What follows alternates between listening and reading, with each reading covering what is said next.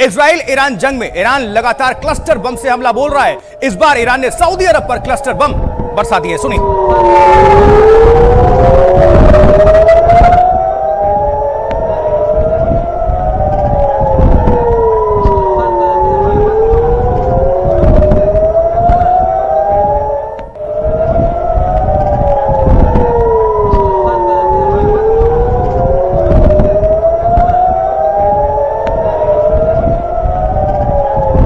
तस्वीर आप देख रहे हैं सऊदी अरब, ये ईरान क्लस्टर बम लगातार बरसा रहा है। बारिश कह लीजिए, बमों की बारिश। ईरान का पलटवार है ये, क्लस्टर बम से दहल गया सऊदी अरब।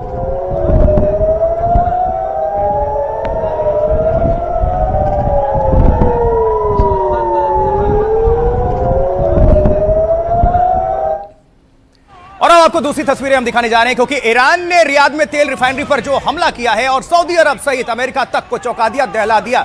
ये देखिए जरा, ये भीषण तस्वीरें हैं। जंग तेल और गैस प्लांट पर हमले की तरफ आगे बढ़ रहा है। ये देखिए।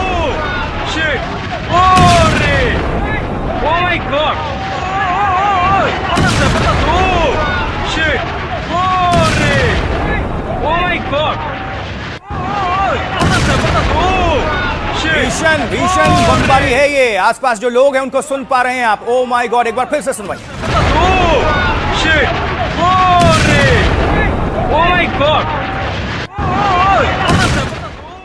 और अब अगली तस्वीर, क्योंकि रियाद में हमले की बात की, अब ये तस्वीर है ईरान के हमले के बाद तेल रिफाइनरी आग के गोले में तब्दील हो गई। ये नजर डालिए।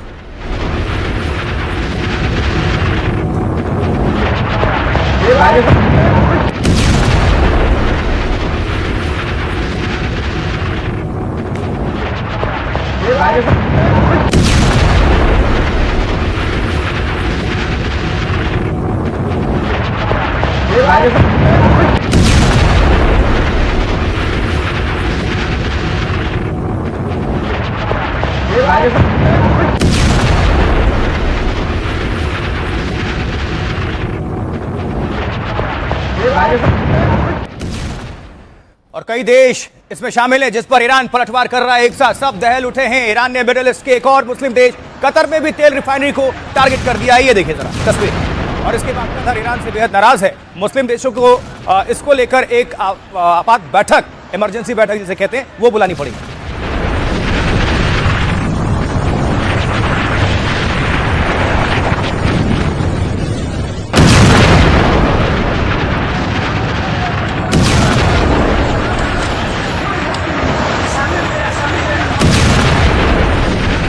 दहला दिया ईरान ने जबरदस्त। लोगों को लगता था, खासकर डोनाल्ड ट्रंप को, इजराइल को, अमेरिका को, कि चंद दिनों में यह युद्ध खत्म हो जाएगा। ऐसा बिल्कुल प्रतीत नहीं हो रहा है। जोरदार जवाबी अटैक कर रहा है। और ये कतर ही क्यों, ईरान ने इसके बाद कुवैत में भी तेल रिफाइनरी को टारगेट कर दिया है। और इससे ना सिर्फ तेल भंडार को नुकसान पहुंच रहा है, बल्कि दुनिया में तेल की सप्लाई पर भी इसका बुरा असर पड़ रहा है।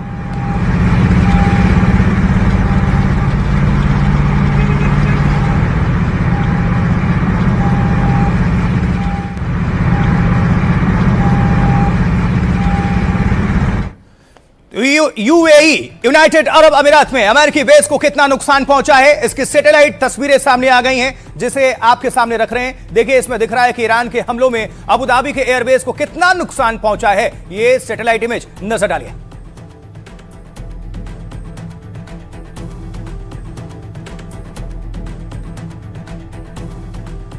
तो ईरान का ये तेल और गैस प्लांट पर हमला तब शुरू हुआ जब इजराइल ने ईरान के एक गैस प्लांट को टारगेट कर दिया। और इसके बाद ईरान ने मिडिल ईस्ट में कई देशों को दहला दिया, वहां के गैस और तेल प्लांट को निशाना बना दिया, जैसे ये तस्वीर।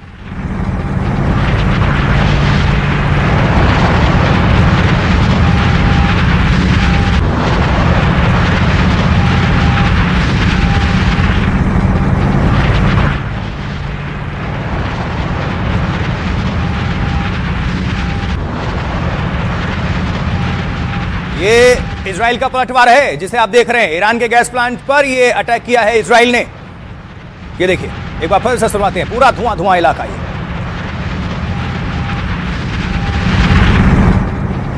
लेकिन इजराइल के अटैक के बाद ईरान थमने वाला नहीं।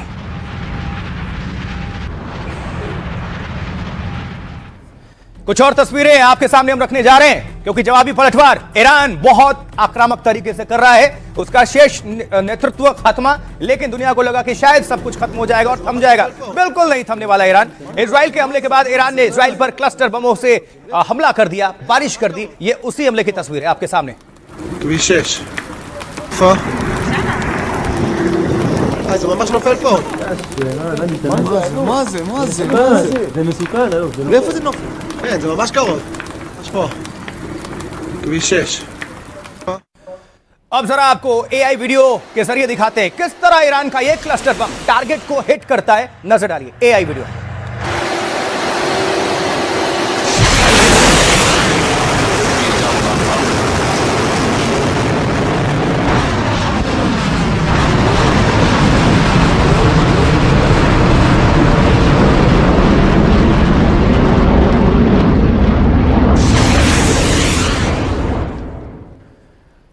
ईरान की सेना ने यह वीडियो जारी किया। इजराइल पर 63वीं बार मिसाइलों की बारिश कर दी ईरान ने। सवाल यह है कि क्या यह जंग अब तेल और गैस की तरफ शिफ्ट हो रही है? मुस्लिम देशों ने ईरान को सीधी धमकी दी है, चेतावनी दी है, तो डोनाल्ड ट्रंप ने भी कतर पर दोबारा हमले पर ईरान को नतीजे भुगतने की धमकी दी है।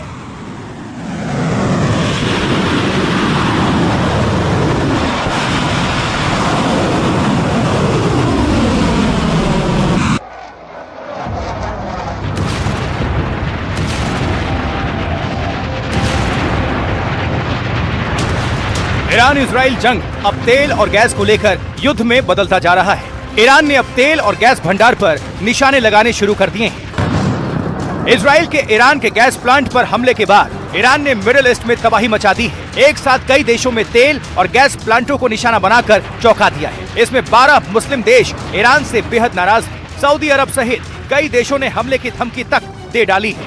ईरान के हमले के बाद ट्रंप ने कहा उन्हें इस हमले की जानकारी तक नहीं थी, लेकिन अब सारा खेल होर्मुज स्ट्रेट की तरफ शिफ्ट हो रहा है, जहां ईरान टोल टैक्स लगाने की तैयारी कर रहा है, तो अमेरिका अपने जवानों को उतारने का प्लान बना रहा है।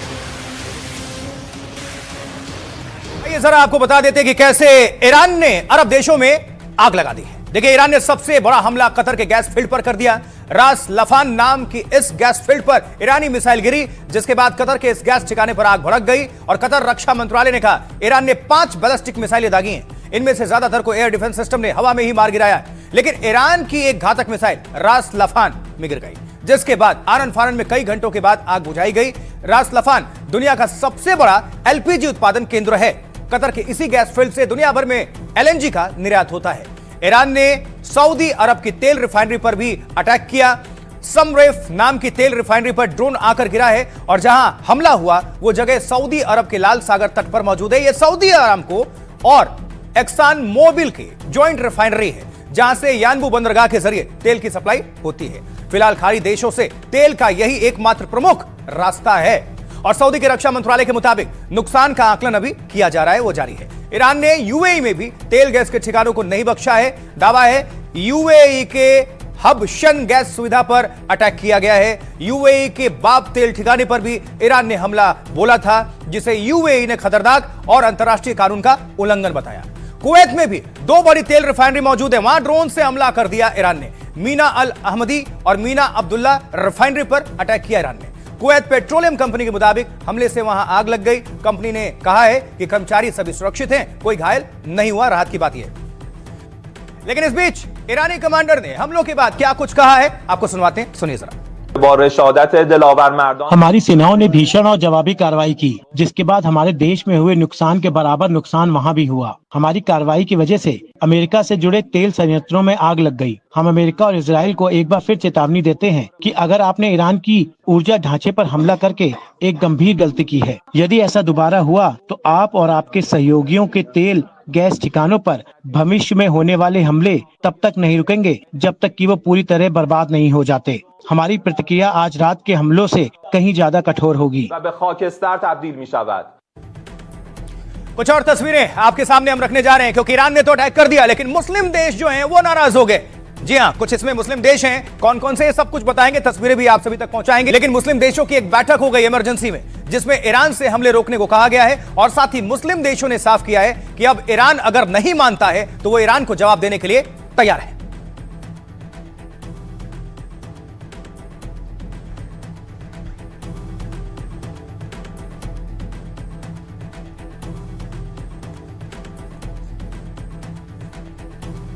और अब जरा आपको बताने जा रहे हैं, ईरान के मिडिल ईस्ट में गैस और तेल प्लांट पर हमले से गुस्सा यानी आक्रोश। मिडिल ईस्ट के 12 मुस्लिम देशों ने इस पर कड़ी आपत्ति जाहिर करी है और मुस्लिम देशों ने ईरान से तुरंत हमले रोकने को कहा है। कतर ने ईरानी अधिकारियों को अवांछित व्यक्ति घोषित किया है। दूतावास के मिलिट्री सिक्योरिटी अधिकारियों को देश छोड़ने को कहा गया है। 24 घंटे के भीतर ईरानी अधिकारियों को कतर से बाहर जाने को कहा गया है। विदेश मंत्रालय ने ईरान के दूतावास को आधिकारिक नोट भी भेजा है, ऑफिशियल लेटर। कतर का आरोप, ईरान बार बार उसके खिलाफ कार्रवाई कर रहा है। ईरान कतर की सुरक्षा और संप्रभुता का उल्लंघन कर रहा है। कतर ने सीधे सीधे ईरान को सख्त कदम की चेतावनी दी है। सऊदी अरब की राजधानी रियाद में इमरजेंसी बैठक यानी आपातकालीन बैठक बुलाई गई है। इस बैठक में सऊदी अरब, कतर और यूएई समेत कई देश शामिल थे। बैठक में ईरान के रिहायशी इलाकों पर हमले को गलत बताया गया है। ईरान से हालात को और खराब नहीं करने की अपील की गई है। सऊदी अरब के विदेश मंत्री ने ईरान को सख्त चेतावनी दी है इसको लेकर और कहा है कि वो पहले बातचीत से मामला सुलझाने की कोशिश करेगा, लेकिन अगर जरूरत पड़ी तो सैन्य कार्रवाई से पीछे नहीं हटेगा। सऊदी अरब ने कहा है कि सब्र खत्म हो रहा है, ईरान हमारी बात सुन ले। विदेश मंत्री ने कहा ईरान पर बचा खुचा भरोसा अब खत्म हो चुका है। यूएई ने गैस और ऑयल सुविधाओं पर हमलों की कड़ी निंदा की है। यूएई के विदेश मंत्रालय ने ईरान के खिलाफ बयान देते हुए कहा है कि संप्रभुता और सुरक्षा के लिए जरूरी कदम उठाने का अधिकार रखते हैं हम। एयर डिफेंस सिस्टम ने हमलों को सफलतापूर्वक इंटरसेप्ट किया। ऊर्जा ढांचे पर हमले क्षेत्रीय स्थिरता और वैश्विक ऊर्जा के लिए खतरा है। इस बीच सऊदी अरब के विदेश मंत्री कैसे ईरान को चेतावनी दे रहे हैं, वो क्या कह रहे हैं, उनकी पूरी बात आपके सामने। अभी मेरी चिंता सिर्फ इस बात की है कि मेरे देश और मेरे पड़ोसी देशों पर हो रहे हमले बंद हो, जो इस संघर्ष में शामिल नहीं है। वरना इन हमलों को रोकने के लिए हम अपने पास मौजूद हर संभव उपाय करेंगे। ईरान के साथ किसी भी तरह की फिर से बातचीत से ये संघर्ष किसी न किसी जगह जाकर खत्म हो जाएगा। लेकिन मुझे आपको बताना होगा कि पहले जो थोड़ा बहुत विश्वास था वो पूरी तरह से टूट चुका है, कई स्तरों पर टूटा है। ईरान अपने पड़ोसियों से बातचीत में विश्वास नहीं रखता, जबकि हम उसे बता चुके थे कि हम किसी भी संभावित टकराव में लड़ाकू नहीं बनेंगे। तो इमरजेंसी बैठक चल रही है, आपातकालीन बैठक बुलाई गई है। मुस्लिम देश नाराज हैं, पूरी डिटेल्स आपके सामने हमने रखी। लेकिन और कुछ तस्वीर सऊदी अरब में इस हमले के बाद स्थिति क्या है, क्योंकि काफी संख्या में लोग वहां उमरा करने पहुंचे हुए। ये तस्वीर देखिए और एनडीटीवी के लिए सऊदी अरब की मदीना से हुदा जरीवाला की ग्राउंड रिपोर्ट भी दिखाएंगे और समझाएंगे कि वहां कैसी इस वक्त स्थिति है। ये तस्वीर आपके लिए।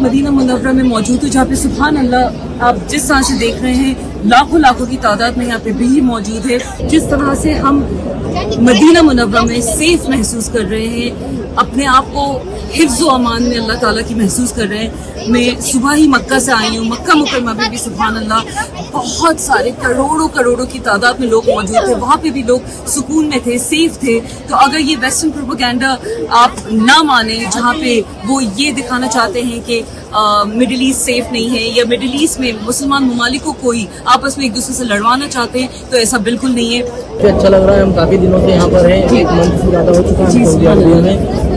काफी अच्छा लग रहा है, काफी सेफ महसूस कर रहा हूँ। आपको क्या लगता है कि ईरान जो कर रहा है, क्या वो सिविलियन पॉपुलेशन को टारगेट कर रहा है, जो कि बिल्कुल नहीं कर रहा है? तो ईरान का मकसद क्या है? ईरान का मकसद है यूएस के जो एयरबेसेस हैं ईरान पे हमला करता हुआ इन चीजों को बर्बाद कर रहा है। एयरबेसेस बहुत सारे बने हुए हैं। जी। तो मतलब नुकसान है। काफी जनता यहाँ पर जी हम लोग नहीं लगे 25 से 30 लाख जनता मदीना शरीफ में है। सब अपने अपने फ्री माइंड घूमे को ऐसा ही लगता है कि कुछ होना है। तो तेल और गैस को लेकर दुनिया में किस तरह मारामारी मची है, अब आपको वो बता देते हैं। यूरोप में नेचुरल गैस की कीमतों में 35% तक की बढ़ोतरी दर्ज हो चुकी है। तस्वीरों के जरिए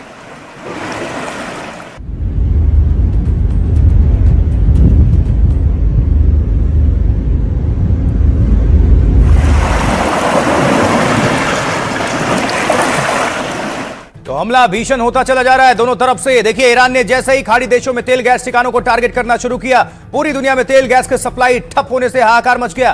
कतर और कुवैत पर हमले के बाद गैस की कीमतें तेजी से बढ़ रही। आज यूरोप में नेचुरल गैस की कीमतों में 35% तक की बढ़ोतरी हो गई।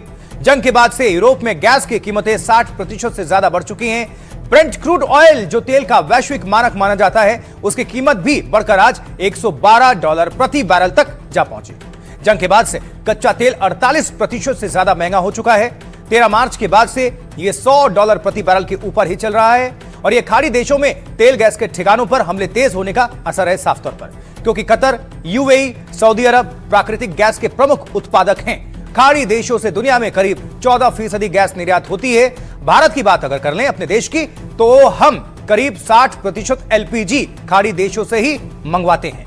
कुल आयात का करीब 29 से 34% हिस्सा अकेले कतर से आता है। यूरोप में बड़ी मात्रा में खाड़ी देशों से गैस की सप्लाई होती है, इसलिए फ्रांस के राष्ट्रपति ने कतर के अमीर और डोनाल्ड ट्रंप से बातचीत की है। मैक्रोन ने कहा है कि गैस और पानी जैसी जरूरी चीजों पर हमले तुरंत बंद हों। उधर ऑस्ट्रेलिया ने पेट्रोल डीजल के लिए खास अधिकारी नियुक्त किया है। उनका काम पेट्रोल डीजल की सप्लाई पर नजर रखने का है। पाकिस्तान, बांग्लादेश जैसे देशों में तो तेल सप्लाई ठप हो रही है, वहां तो बहुत बुरे हालात हैं। अब सुनवाएंगे आपको बढ़ते दामों पर अमेरिकी उपराष्ट्रपति और ऑस्ट्रेलिया के प्रधानमंत्री क्या कह रहे हैं, सुनिए। गैस की कीमतें बढ़ गई हैं। हम जानते हैं कि लोगों को परेशानी हो रही है। हम हर संभव प्रयास कर रहे हैं। ये एक अस्थायी समस्या है, ठीक है, ये हमेशा के लिए नहीं रहेगी। हम स्थिति को संभाल लेंगे और वापस सामान्य स्थिति में आ जाएंगे। जब ऐसा होगा तब आप देखेंगे कि ऊर्जा की कीमतें सामान्य स्तर पर वापस आ जाएंगी। राष्ट्रीय मंत्रिमंडल ने स्वीकार किया कि मध्य पूर्व में संघर्ष जितना लंबा चलेगा, वैश्विक आपूर्ति श्रृंखलाओं, ईंधन की कीमतों, व्यापक अर्थव्यवस्था पर इसका प्रभाव उतना ही अधिक गंभीर होगा। ऑस्ट्रेलियाई नागरिक भी समझते हैं कि ये एक वैश्विक मुद्दा है जिससे हम निपट रहे हैं। ये संघर्ष वैश्विक ऊर्जा बाजारों के लिए एक अभूतपूर्व झटका है। अंतर्राष्ट्रीय ऊर्जा एजेंसी ने इसे इतिहास का सबसे बड़ा संघर्ष बताया है। नागरिक और ऊर्जा संयंत्रों पर हुए हमलों से मैं बहुत चिंतित हूँ, जिनमें कतर में कल रात में हुए ताजा हमला भी शामिल है। हम नहीं चाहते कि ये संघर्ष और आगे बढ़े। बिल्कुल, तो युद्ध सबके लिए घातक होता है। दो देश नहीं लड़ते हैं, उसका ग्लोबल इंपैक्ट पड़ता है, जैसे अभी आप देख पा रहे हैं। और देखिए, इस बीच ईरान के नए सुप्रीम कमांडर का वीडियो सामने आया है। अब इस वीडियो में वो हर खून की कीमत होती है लिखते हुए देखे जा सकते हैं और ईरानी मीडिया ने ये वीडियो जारी किया है। ये तस्वीर वैसे एआई जनरेटेड है।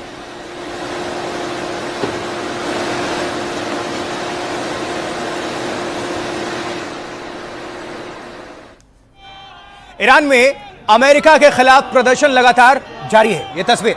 और आज भी राजधानी तेहरान में लोगों ने अमेरिका इजराइल के हमलों के खिलाफ जोरदार विरोध प्रदर्शन कर दिया है। सुनिए।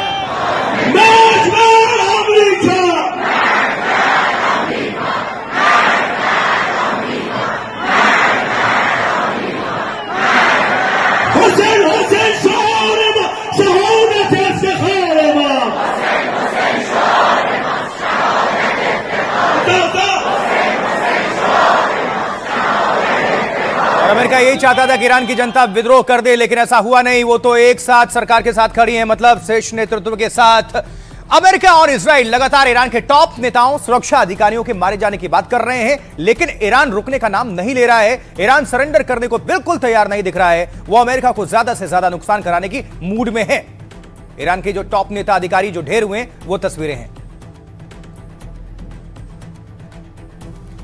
और वहीं अमेरिकी प्रेसिडेंट डोनाल्ड ट्रंप के भारी विरोध के बावजूद ईरान में आज फिर से 3 लोगों को फांसी दे दी गई है।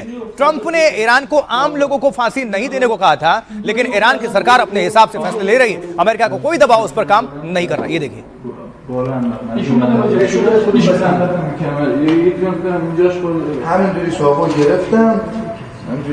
ईरान में 3 लोगों को फांसी दे गई है। ये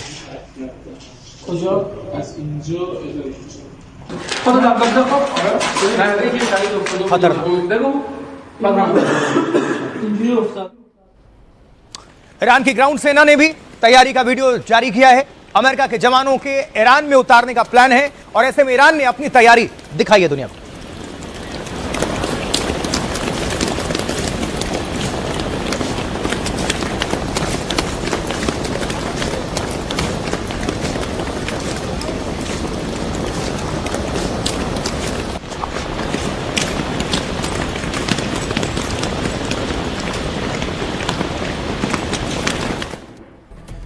लेकिन ईरान ने कतर पर तो हमला किया और कतर पर हमले से अमेरिकी राष्ट्रपति बेहद आक्रोशित हो गए, गुस्से में। कैसे, देखिए। राष्ट्रपति ट्रंप बहुत गुस्से में। डोनाल्ड ट्रंप ने ईरान को सीधी चेतावनी दी है। कहा है कि अगर कतर पर ईरान ने दोबारा अटैक किया तो अमेरिका बड़ी सैन्य कार्रवाई के लिए तैयार है। ट्रंप कह रहे हैं कि कतर पर हमला बर्दाश्त नहीं किया जाएगा। इस बीच ईरान ने 3 और लोगों को फांसी दे गई। आपको हमने तस्वीरें पहुंचाई थी। इन लोगों पर ईरान के पुलिस वालों की हत्या का आरोप है और जनवरी में हुए सरकार विरोधी प्रदर्शन के दौरान यह हत्या हुई थी। इन लोगों को 2 पुलिस अधिकारियों की हत्या का दोषी पाया गया था। ट्रंप ने ईरान से आम लोगों को फांसी की सजा नहीं देने को कहा था। ईरान के नए सुप्रीम लीडर मुस्तफा खामनेई ने धमकी दी है। जंग के बीच इजराइल और अमेरिका को मुस्तफा ने धमकी दी। मुस्तफा ने कहा, लारिजानी की हत्या का बदला लिया जाएगा। खामनेई ने चेतावनी दी है, हर खून की एक कीमत होती है। ईरान के सिक्योरिटी चीफ लारिजानी की हत्या के बाद यह बयान आया। लारिजानी की हत्या के बाद ईरान ने इजराइल पर हमले तेज किए। तेल अवीव और दूसरे शहरों में क्लस्टर बमों से हमला किया। ईरानी सेना ने भी हत्या का बदला लेने की कसम खाई है। लारिजानी की हत्या का निर्णायक बदला लिया जाएगा। कमांडर ने कहा है, ईरानी फौज अपने शहीदों को याद रखेगी। यह युद्ध ही ईरान को परमाणु ताकत न बनने देने के लिए हुआ, लेकिन क्या ईरान एटम बम बनाएगा या नहीं? विदेश मंत्री अब्बास अरागाची इस सवाल पर क्या कुछ कह रहे हैं, सुनवाते हैं। ईरान के परमाणु हथियारों को लेकर आगे की रणनीति अब सुप्रीम लीडर के हाथ में है।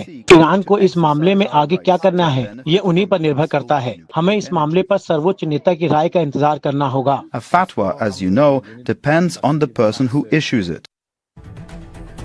देखिए, ईरान के गैस प्लांट पर हमले को लेकर इजराइल पर सवाल उठे। अमेरिकी राष्ट्रपति डोनाल्ड ट्रंप को भी इस हमले की जानकारी नहीं थी, उनका दावा ऐसा है। इसी के बाद ईरान ने जवाबी पलटवार कर दिया। कैसे, ये तस्वीर।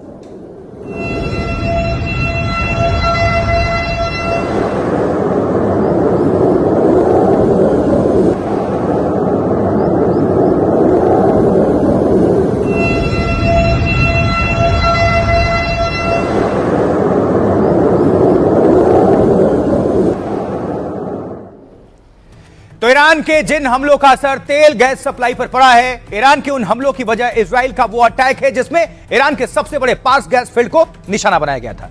आपको बता दें, यह दुनिया की सबसे बड़ी प्राकृतिक गैस फील्ड मानी जाती है और यहां इजराइल ने हमला किया तो भड़के ईरान ने पलटवार कर दिया जवाब में। और अमेरिका के दोस्त कतर, सऊदी, कुवैत, यूएई में हमले कर दिए ईरान ने, जिसके बाद बवाल मचा तो अमेरिकी राष्ट्रपति डिफेंसिव हो गए। ट्रंप ने कहा कि मुझे ईरान की गैस फील्ड पर हमले का पता ही नहीं था। इजराइल ने गुस्से में आकर माफ करिएगा, ईरान की गैस फील्ड पर अटैक कर दिया। ट्रंप आगे कह रहे हैं कि जिसमें सिर्फ एक छोटा हिस्सा को ही नुकसान पहुंचा, लेकिन मुझे कोई जानकारी नहीं थी। ये ट्रंप ऐसी बातें कर रहे हैं। कतर का इससे लेना देना नहीं है, लेकिन पूर्व अमेरिकी राजदूत ने ही डोनाल्ड ट्रंप के दावे को गलत करार दिया। डेनियल बेन शापिरो ने कहा है कि ट्रंप को बताए बिना यह हमला संभव ही नहीं। उनको तो पल पल की जानकारी होती है। ऐसा हो ही नहीं सकता कि इजराइल की सेना इतना बड़ा हमला करे और अमेरिका को पहले से ना बताए। इसकी बिल्कुल संभावना नहीं है। ट्रंप जो कहें, लेकिन सच यह है कि उन्हें पता था और उन्होंने मंजूरी दी होगी। हालांकि डोनाल्ड ट्रंप ने गैस फील्ड पर अटैक के बाद इजराइल से नाराजगी जाहिर की और पोस्ट करके लिखा कि अब इजराइल गैस फील्ड पर हमला नहीं करेगा। हालांकि ईरान को भी ट्रंप ने धमकाते हुए कहा कि अमेरिका जब चाहे तब ईरान की पास गैस फील्ड को बिना इजराइल की सहमति के उड़ा सकता है।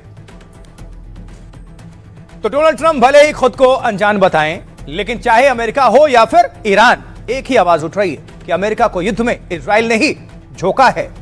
देखिए, इजराइल ने अमेरिका को ईरान के साथ युद्ध की ओर धकेला। वाशिंगटन में इजरायली लॉबी ने ट्रंप को यह विश्वास दिलाया कि ईरान खतरा है, जबकि ऐसा नहीं था। इजराइल अब इंसानियत पर एक बड़ा दाग बनता जा रहा है। मैं मानता हूं कि अमेरिकियों को इजराइल ने इस युद्ध में घसीटा, या अधिक सटीक रूप से कहूं तो नेतन्याहू ने। और मुझे लगता है कि वे खुद भी नहीं जानते कि उनका मकसद क्या है। मेरी राय में अमेरिका ने इस युद्ध की शुरुआत की और उसे यह भी स्वीकार करना चाहिए कि उसने गलती की और अपनी आक्रामकता को खत्म करना चाहिए। अगर युद्ध को समाप्त करने का कोई विचार है जो हमारी शर्तों को पूरा करता है ताकि पूरे क्षेत्र में युद्ध स्थायी रूप से समाप्त हो और ईरान को हुए नुकसान की भरपाई की जाए, हम निश्चित रूप से इसे सुनेंगे। देखिए, एक मनोवैज्ञानिक बढ़त लेने के लिए वीडियो भी जारी किया जाता है। यह भी एक रणनीति होती है, युद्ध की रणनीति। जैसे अमेरिकी सेना ने भी इस बीच अपना एक वीडियो जारी कर दिया है जो कि उनकी तैयारी को दर्शा रहा है। अमेरिकी फाइटर जेट्स ने अपनी ताकत दिखाई है, ये देखिए।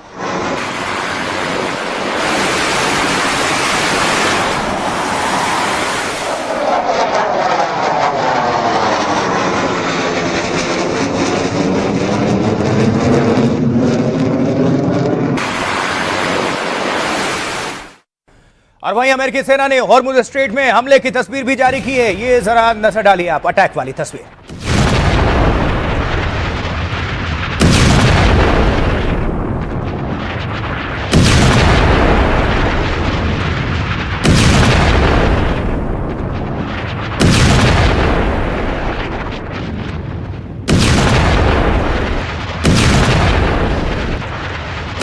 तो ईरानी ढांचे को कैसे तबाह कर रहा है अमेरिका, जरा ये भी नजर डाल लीजिए। बता देते हैं आपको कि हॉर्मुज को लेकर ईरान कैसे टोल टैक्स वसूलने का प्लान भी बना रहा है और अमेरिका क्या करेगा। जंग के बीच हॉर्मुज स्ट्रेट को लेकर ईरान का भड़काऊ प्लान। ईरान ने हॉर्मुज स्ट्रेट को अपना नया हथियार बना लिया है। इस रास्ते से गुजरने वाले जहाज को टोल टैक्स देना होगा। ईरान जंग खत्म होने के बाद हॉर्मुज के लिए नया नियम बनाएगा। ईरान की संसद में इसको लेकर एक बिल पेश किया गया। हॉर्मुज से गुजरने वाले हर विदेशी जहाज से पैसा वसूला जाएगा, चाहे वो तेल का टैंकर हो या खाने पीने का सामान वाला जहाज। इतना तय है कि अगर ईरान में यह बिल पास हो जाता है तो दुनिया भर में तेल, गैस और कई चीजों की कीमतें बढ़ सकती हैं, क्योंकि हॉर्मुज के रास्ते दुनिया का 20% तेल गैस आता जाता है। तेल और प्राकृतिक गैस इसी संकरी रास्ते से होकर गुजरते हैं और यहां दुनिया भर के टैंकर्स रोककर ईरान ट्रंप पर दबाव बना रहा है। ट्रंप ने इसको लेकर नाटो देशों से भी मदद की गुहार लगाई थी, लेकिन हॉर्मुज पर नाटो के कई देशों ने मदद से साफ हाथ खड़ा कर दिया, इनकार कर दिया। और इसके बाद हॉर्मुज को खोलने के लिए ट्रंप बड़े प्लान पर काम कर रहे हैं। ऑपरेशन में हजारों अमेरिकी सैनिक उतारने की योजना चल रही है। इनसाइड स्टोरी, ये सैनिक कई तरह के सैन्य लक्ष्यों में मदद कर सकते हैं, जिनमें सबसे अहम है हॉर्मुज से तेल टैंकरों की आवाजाही सुनिश्चित कराना। ईरान के खार्ग द्वीप पर भी सेना भेजने की संभावना पर विचार हो रहा है और दरअसल खार्ग द्वीप को ईरान का दिल भी कहा जाता है, क्योंकि यहीं से ईरान का लगभग 90% तेल निर्यात होता है। लेकिन हॉर्मुज ईरान के लिए जंग में ना सिर्फ ढाल बन रहा है, बल्कि अब तो ईरान यहां से एक तरह का टोल टैक्स वसूलने का जो प्लान बना रहा है, उस पर ईरानी विदेश मंत्री और वहां के एक प्रोफेसर क्या कह रहे हैं, सुनिए। may not want to use this route. हमारे हिसाब से ये जलमार्ग ईरान के पास स्थित है। स्वाभाविक रूप से हम अपने शत्रुओं को इस जलमार्ग का उपयोग करने की अनुमति नहीं देंगे। युद्ध के बाद हॉर्मुज स्ट्रेट और उससे होकर गुजरने वाले जहाजों के लिए हमें भविष्य में नई व्यवस्थाएं बनानी होंगी। मेरा मानना है कि युद्ध के बाद पहला कदम हॉर्मुज स्ट्रेट के लिए एक नया प्रोटोकॉल तैयार करना होगा। After the war, ईरान ने शानदार कदम उठाया है। वो हॉर्मुज स्ट्रेट से गुजरने वाले सभी जहाजों पर 10% शुल्क लगाने की योजना बना रहा है। इससे उन्हें हर साल करीब $73 अरब मिलेंगे, जो अमेरिकी प्रतिबंधों की पूरी भरपाई करने और युद्ध में हुए नुकसान की भरपाई करने में मददगार साबित होंगे। ईरान ने बड़ी जीत हासिल कर ली है। Bring Iran about $73 billion a year. अच्छा, अमेरिका इसी गुरूर में रहता है या बचता रहता है कि उस पर डायरेक्ट कभी अटैक नहीं होता, क्योंकि वो लोगों की या दूसरे देशों की जद में नहीं आता। लेकिन एक खबर यह है कि अमेरिका में संदिग्ध ड्रोन दिखा और इसके बाद हड़कंप मच गया। अमेरिकी विदेश और रक्षा मंत्री की सुरक्षा पर सवाल उठने लगे। तो यह किसकी हिमाकत थी? कौन है जिसने डोनाल्ड ट्रंप के 2 ताकतवर मंत्रियों को निशाने पर लेने की कोशिश की? यह सवाल हो गया और इसके बाद हड़कंप मच गया। तो क्या ट्रंप के मंत्रियों के माथे पर मौत मंडरा रही है? यह हम नहीं कह रहे, बल्कि खुलासा हुआ है, क्योंकि वॉशिंगटन में संदिग्ध ड्रोन देखे जाने से हड़कंप है, हलचल है। अमेरिकी सेना के एक अहम बेस के ऊपर संदिग्ध ड्रोन नजर आया। अमेरिकी विदेश रक्षा मंत्री उस दौरान वहां मौजूद थे। सिक्योरिटी को लेकर एक इमरजेंसी मीटिंग बुलाई गई थी। इसमें अमेरिकी विदेश मंत्री मार्को रूबियो मौजूद थे। उनके साथ रक्षा मंत्री पिट हेग्सेथ भी मौके पर मौजूद थे। अमेरिकी अखबार वॉशिंगटन पोस्ट के मुताबिक ये दोनों मंत्री लेस्ली मैकनियर बेस में रह रहे हैं। ड्रोन को लेकर अब तक पहचान नहीं हो पाई है, ये ड्रोन कहां से आए, और अब तक यह भी साफ नहीं है। इसको लेकर कि व्हाइट हाउस में इमरजेंसी बैठक हुई, दोनों लीडर्स को शिफ्ट करने पर विचार किया गया। दुनिया भर में अमेरिकी दूतावासों को लेकर अलर्ट जारी किया गया। देश के अंदर कई सैन्य ठिकानों पर भी सुरक्षा कड़ी कर दी गई है। तो क्या ईरान अमेरिका को कोई बड़ा झटका देगा और यह ड्रोन के जरिए हो सकता है? क्या है अमेरिका के लिए ड्रोन खतरा? सुनवाते हैं डिफेंस एक्सपर्ट्स इस पर क्या कह रहे हैं। ऐसे हमारे यहाँ माइक्रो ड्रोन को उड़ाने के लिए लाइसेंस की आवश्यकता नहीं होती, ऐसे ही अमेरिका में भी मिड रेंज के ड्रोन को उड़ाने के लिए लाइसेंस की आवश्यकता नहीं है। किसी शरारती तत्व का काम होगा कि अमेरिका के एयरबेस या रूबियो के घर के ऊपर वो ड्रोन देखे गए। अगर वो कोई हॉस्टाइल ड्रोन होते तो जैसे अमेरिका में एक नेशनल गार्ड है, होम गार्ड है, ऐसे ही वहाँ एयर गार्ड भी है और वो उसको तुरंत पहचान लेती और एक्शन कर लेती। लिहाजा मैं समझता हूँ कि ये वहीं के किसी शरारती तत्व का काम है। अब वापस आपको वतन भी ले आएंगे, क्योंकि भारत से भी बहुत हलचल। कैसे? इधर प्रधानमंत्री भारत के नरेंद्र मोदी ने 24 घंटों में 4 देशों के नेताओं से संपर्क किया है। इसमें मिडिल ईस्ट के हालात पर मैक्रो सहित कई नेताओं से चर्चा की है प्रधानमंत्री नरेंद्र मोदी से।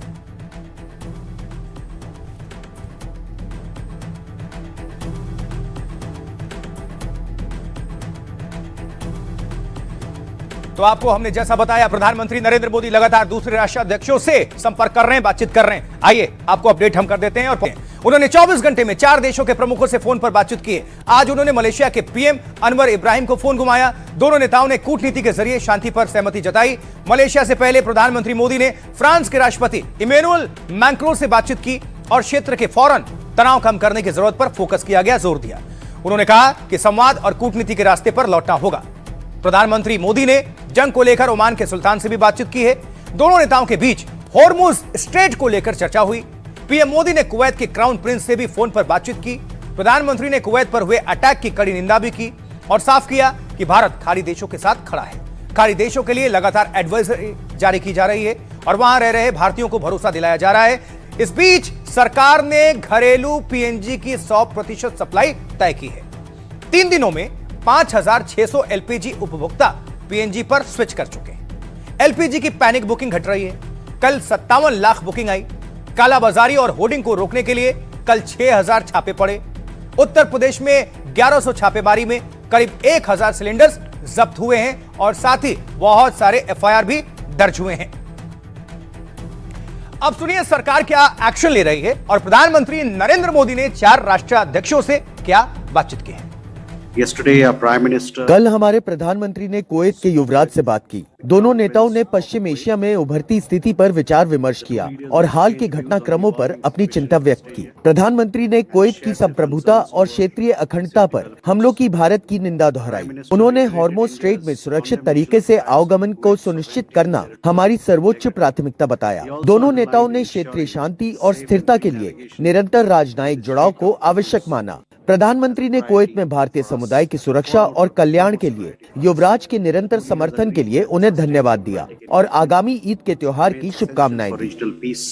एलपीजी के संबंध में वॉर के चलते एलपीजी की स्थिति अभी भी चिंताजनक बनी हुई है, परंतु किसी भी डिस्ट्रीब्यूटरशिप पर कोई ड्राई आउट नहीं है। कमर्शियल एलपीजी के संबंध में लगभग 17 राज्य सरकारों ने एलोकेशन ऑर्डर्स जारी किए हैं।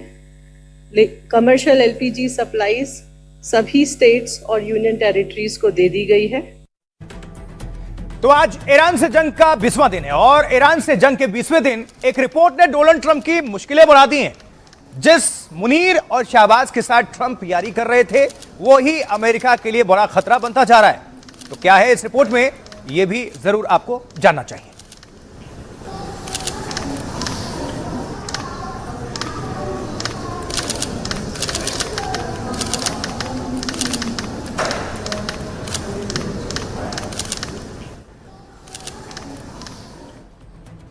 जी हां, तो पाकिस्तान आतंकी पालने के चक्कर में वैसे ही दुनिया के लिए बहुत बड़ा खतरा है, लेकिन अब तो जो खुलासा हुआ है उसके मुताबिक मुनीर परमाणु खतरा भी पैदा कर रहा है, क्योंकि ईरान से जंग के बीच अमेरिकी रिपोर्ट में सनसनीखेज खुलासा हुआ है जिसमें दावा किया गया है अमेरिका को पाकिस्तान की मिसाइलों से खतरा है। रूस, चीन, ईरान, नॉर्थ कोरिया के बाद पाकिस्तान का नया नाम आया है। रिपोर्ट में दावा है पाकिस्तान लंबी दूरी की मिसाइलें बना रहा है, उसमें जुटा हुआ है। पाकिस्तान की ये मिसाइलें भविष्य में अमेरिका तक हमला कर सकती हैं। दुनिया में अभी करीब 3,000 मिसाइलें अमेरिका तक हमला कर सकती हैं। 10 साल बाद ऐसी मिसाइलों की संख्या 16,000 तक संभव है या हो जाएगी। मतलब 16,000 मिसाइलें अमेरिका को निशाना बना सकती है, वहां तक पहुंच रख सकती हैं। रूस, चीन, ईरान, नॉर्थ कोरिया के पास पहले से ही आईसीबीएम यानी इंटर कॉन्टिनेंटल बैलिस्टिक मिसाइल मौजूद है। ये इंटरकॉन्टिनेंटल बैलिस्टिक मिसाइल बहुत दूर तक मार सकती है। रिपोर्ट्स में अब पाकिस्तान के भी आईसीबीएम बनाने का दावा है। पाकिस्तान को लेकर अमेरिकी रिपोर्ट से दुनिया हैरान है, क्योंकि पाकिस्तान की आर्थिक हालात बेहद खराब हैं और ऐसे में ताकतवर मिसाइलों के लिए पैसा कहां से आ रहा है। अमेरिकी रिपोर्ट में भारत पाक परमाणु युद्ध की भी अटकलें हैं। शहबाज और मुनीर की ट्रंप से हाल में कई मुलाकातें हुई हैं, लेकिन इस रिपोर्ट के बाद पाकिस्तान की एक बार फिर से कलाई खुल गई है, पोल खुल गई है।